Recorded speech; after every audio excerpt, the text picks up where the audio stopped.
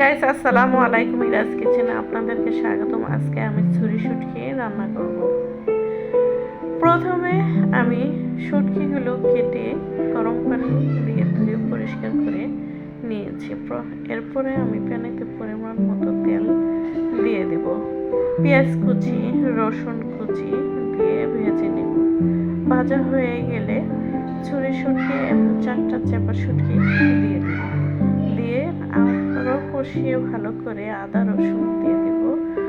এরপর জিরার গুঁড়ো, ধনিয়ার গুঁড়ো, হলুদের গুঁড়ো দিয়ে কষিয়ে নেব। এরপরে আমি মরিচ বাটা দিয়ে দেব, দিয়ে কষিয়ে নেব। কষানো হয়ে গেলে পরিমাণ মতো পানি দিয়ে দেব। পানি দিয়ে এবার আমি রান্না করে নেব। গাইস আমি লবণ দিতে ভুলে গেছি, পরে আমি লবণ অ্যাড করে দিয়েছি। আমার রান্নাটা কেমন হয়েছে কমেন্টে জানাবেন। ইউটিউব চ্যানেল সাবস্ক্রাইব এবং ফেসবুক ফলো, ইনস্টাগ্রাম ফলো করবেন। লাইক, শেয়ার, কমেন্ট করবেন। আল্লাহ হাফেজ।